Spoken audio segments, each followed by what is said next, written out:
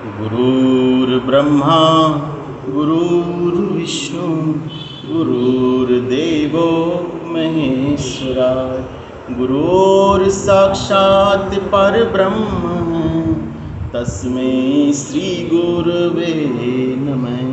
दंडोत वंदन अनेक बार सर्वकला समर्थ डोलन तेरा खो प्रभु नानक दे कर हथ। सब संतन को वंदगी और कोटि कोट प्रणाम। कीट न जाने भृंग को गुर कर ले आप समान, गुर कर ले आप समान। सभी से विनती है कि बहुत प्यार से और एकाग्रता से सत्संग को सुनें। आरती की अगली लाइन, अगली पंक्ति पर हम विचार करेंगे। स्वामी जी की दया से ये दात, ये बख्शिश हमको जो हुई है, ये कृपा हुई है।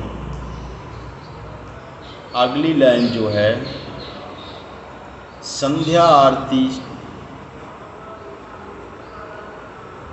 भरम अंधेरा काम क्रोध मद लोभ न ढेरा। संध्या आरती भरम अंधेरा काम क्रोध मद लोभ न घेरा। संध्या आरती पहले जीव के ऊपर नजर डालते हुए कहते हैं, एक शरीर 5 तत्वों का, उसके ऊपर 3 गुणों की मात्राएं, उसके ऊपर बाहरी जितने भी बंधन हैं, काम क्रोध लोभ मोह अहंकार, उसके ऊपर घर के मोटे बंधन, मेरा भाई मेरी बहन मेरी बच्चे मेरा घर मेरी गाड़ी मेरा पद मेरा नाम मेरा सर्कल मेरा नेटवर्क कुछ भी। उसके ऊपर मान इज्जत का बंधन, मेरा रुतबा मेरी चौधर मेरी पहुँच। उसके ऊपर शरीर का मोह, मैं खूबसूरत, मैं बहुत अच्छा, मेरे विचार अच्छे, मेरी सोच अच्छी, मैं अच्छी लाइन पर हूँ, औरों से बढ़िया हूँ, बहुत ही बढ़िया। इतने सारे बंधन क्या थोड़े थे। आरती में विचार आ जाया है, वो कृपा कर कर हम पर स्वामी जी कहते हैं, जो कुछ भी पाखंड बाहर का है उसको दरकिनार करने की बात है। ये जो भ्रम है, जो इस दुनिया में इतने बंधन जो अब गिनाए हैं, ये क्या कम थे जो और ऊपर भ्रम डाल लिया। क्या भ्रम डाल लिया? आप ये काम करो तो परमात्मा मिलेगा, ये चीज़ करो तो परमात्मा मिलेगा, सरोवर में नहाओ परमात्मा मिलेगा, मूर्ति पूजा करो तो परमात्मा मिलेगा, किसी भी चीज़ से परमात्मा मिलेगा। एक बात ध्यान देने लायक है, अगर सरोवर, गंगा, नदी, जल, किसी भी जल में स्नान करने से अगर आदमी पूरी तरह से मुक्त हो जाए, तो ये इतना सारा इस युग में पाप क्यों, इतनी सारी हिंसाएं क्यों होती हैं, क्यों इतने सारे क्रिमिनल हैं, क्यों इतने सारे आतंकवादी छोटे छोटे बच्चों को मार देते हैं, पकड़ के लाओ उनको। ये जेल क्यों भरी है? स्नान करवाओ और मुक्त, न हिंसा न क्राइम, चारों तरफ शांति शांति। एक बात समझने लायक है, पूजनीय सब चीज़ है, जल, मूर्ति, सरोवर सब कुछ पूजनीय है, लेकिन उससे हमें डायरेक्शन मिलती है, वो हमारे समझाने के लिए है, वो हमें सीध देने के लिए है, वो हमारे लिए सहायता है, वो लक्ष्य गौण है। मुख्य लक्ष्य हमारे अंदर का परमात्मा है। संतों ने कहा कि जो हम बाहर की सहायता लेते हैं वहाँ तक रुक मत जाओ। अगर वहाँ रुक कर सारी उम्र वहीं रुके रहे और अंदर की स्थिति नहीं बदली तो क्या फ़ायदा। सभी संतों ने यही बात सिखाई है। आरती में जो इस लाइन में आई है कि इस भरम अंधेरे को दूर करना है। केवल एक छोटी सी क्रिया से हमारी मुक्ति कैसे हो सकती है जब तक हमारे अंदर का माहौल बदलेगा नहीं। कभी भी संतों ने, चाहे सतयुग हो, द्वापर हो, त्रेता या अब, जब भी संतों ने बात की है मुक्ति की, उद्धार की, तब अंतर जगत की प्रगति की और अंतर जगत में जाने की बात की है। संतों की जो सीध है केवल एक है कि आप किसी न किसी तरह, चाहे किसी स्थान की सहायता से, संतों की सहायता से, ग्रंथ की सहायता से, किसी भी सहायता से अंदर चलो। संध्या आरती भरम अंधेरा काम क्रोध, संध्या आरती भरम अंधेरा काम क्रोध मद लोभ ने घेरा। इतने पड़पंच रचने के बाद भी अगर हमें संत मत की थोड़ी सी भी खबर न लगी तो फायदा कुछ नहीं है।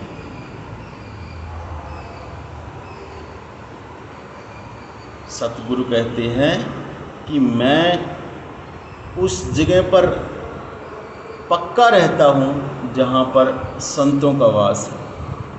अगर मालिक संतों के पास रहता है और अगर संत ही परमात्मा के अंश रूप है या व्यक्त रूप है, कबीर साहब कहते हैं अलग पुरुष की आरसी संतन की ही दे। अगर संत सच में परमात्मा के ही स्वरूप है तो क्या हमें उनकी बात पर गौर न करना चाहिए। आरती की इस लाइन में आया कि मोटे बंधनों को तोड़ो। अब जो लाइनें आगे विचार होगी वो भरम अंधेरे को तोड़ने के लिए होगी। क्या क्या भरम अंधेरे हमने अपने ऊपर डाल रखे हैं, किस भूल में जीव पड़ा है, किस भूल को दूर करने के लिए संतों ने विचार किया है। किसी भी तरह की भूल। एक बार एक महापुरुष किसी राज्य में गए। उस राज्य के सभी जो धार्मिक लोग थे उनको पता लगा कि एक महापुरुष नगर में आए हैं। वो कुछ अलग बात करते थे, अलग तरह का प्रवचन देते थे, अलग तरह की बात करते थे। उनके लिए ऐसा था कि जैसे कोई नई बात है। उन्होंने उससे विचार किया, सुनने की बात आई तो लगा कि ये सच में काफिर जैसी बात करता है। बाहर की सब बातों को उसने धीरे धीरे करके गौण बता दिया। महापुरुष तो महापुरुष होते हैं, उनका काम ही है कि किसी तरह रूहानी तरक्की की जाए, किसी तरह से आत्म उन्नति हो, किसी तरह से मनुष्य का, जीव का कल्याण हो सके। ये बात उनको हजम न हुई। उन्होंने कहा कि क्या तुम्हारे पास इसका कोई प्रमाण है। महापुरुष तो परमात्मा के स्वरूप होते हैं। उन्होंने कहा जो तुम चाहो सो सही। प्रमाण क्या चाहिए। इस जगत के जर्रे जर्रे, पत्ते पत्ते, यहाँ तक कि तुम और हम में भी उसी का तो वास है। लेकिन वो कहाँ मानने वाले थे, क्योंकि धर्म का भी अहंकार और ईगो हो सकती है। तो उन्होंने कहा कि इसका प्रमाण यहाँ के टेंपल में होगा। हम उसी टेंपल में जाएंगे जहाँ हम नित्य क्रिया से अपनी जो विधि विधान करते हैं, अगर तुमने वो करके दिखा दिया तो हम समझेंगे कि तुम ठीक हो, तुम्हारी बातें सच्ची हैं। अगर तुम हम जैसा न कर सके तो तुम सरासर झूठे हो, काफिर हो। महापुरुषों ने बात कबूल की। दूसरे दिन सुबह का वक्त था। वहाँ के काफ़ी लोग, बहुत भीड़ जुट गई। वो जो धार्मिक लोग थे जिन्होंने विरोध किया था वो भी आए, राजा लोग भी आए।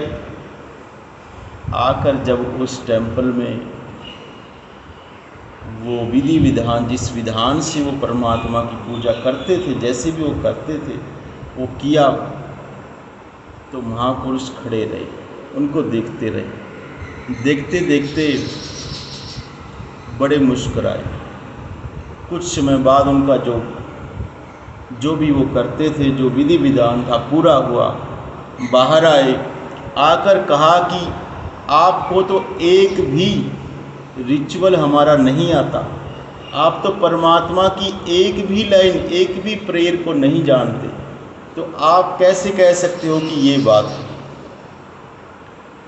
महापुरुषों ने कहा कि क्या तुम सबने सच्ची प्रेयर की है? क्या तुमने उस मालिक के लिए सच्ची अरदास की है?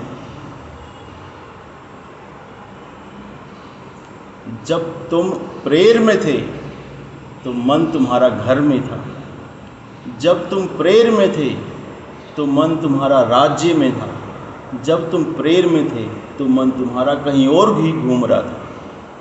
क्या ये मानना चाहिए कि तुम सच में ही टेंपल और प्रेयर में थे? महापुरुषों ने एक ही जुगती में उनको ये बताने की कोशिश की कि जहाँ मन है वहीं तुम हो भाई, और जहाँ मन है वही कर्म तुम्हारा हो रहा है।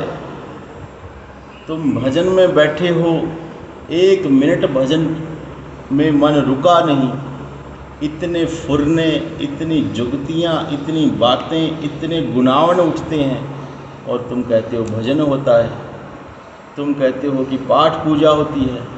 एक बात के लिए तुम हजार हजार विचार उठा लेते हो। अपने आप को कंट्रोल करो। महापुरुषों ने सीधे, क्योंकि संत जो होते हैं वो प्रैक्टिकल अनुभव को ज़्यादा तवज्जो देते हैं, तो उन्होंने थोड़े से में समझा दिया सबों को, हमको भी, कि भाई जो कुछ तुम्हारे मन ने सही में ग्रहण किया है वो ही असली चीज़ है। बाहर की सहायता ली जा सकती है, बाहर आपको अच्छी डायरेक्शन दी जा सकती है, बहुत तरीके से समझाया जा सकता है, कुछ हद तक बारीक बातें भी समझाई जा सकती है, लेकिन अनुभव आपका ही रहेगा, चलना आपको ही पड़ेगा। और ये मार्ग अनुभव का है, ये मार्ग चलने का है, ये मार्ग खुद का है। इसलिए जो कुछ भी बाहर है वो हमारे लिए सहायता परक है। सो संतों ने निंदा नहीं की है किसी भी चीज़ की। हम जो इसमें आज चर्चा की है, चाहे वो सरोवर हो, कोई नदी, गंगा जी या मूर्ति हो, किसी की भी निंदा नहीं है, उदाहरण है। संत जो बोलते हैं, चाहे कबीर साहब हो, गुरु नानक जी हो, चाहे रविदास जी हो, और बड़े महापुरुष जो भी बोलते हैं हमारे कल्याण के लिए बोलते हैं। वो ये बोलते हैं कि जो सहायता तुम ले रहे हो उससे बड़े वो हैं जिनसे वो उत्पन्न हुआ है। जैसे गंगा भगवान शिव से उत्पन्न हुई, जैसे किरण सूर्य से उत्पन्न हुई, जैसे लहर समुंदर से उत्पन्न हुई, सागर से उत्पन्न हुई, ऐसे हम तुम सारा जगत उस परमात्मा से उत्पन्न हुआ। तो हमें उसके पास जाना है। बीच में रुकने का नाम कर्मकांड है, बीच में रुकने का नाम ही पाखंड है। आज जो विचार किया और आगे जो लाइनें कुछ विचार होंगी वो सब चेतावनी की है। किसी भी तरह से संत चाहते हैं कि तुम जाग जाओ। इतने बंधन आज गिनाए हैं, अगर सच में थोड़ा सा भी भक्ति का, सत्संग का तुम्हारे अंदर थोड़ा सा भी अगर विचार है तो समझ लो कि कितनी बेड़ियों में पड़े। थोड़ा सा विचार करो। बहुत बहुत धन्यवाद। सत सत।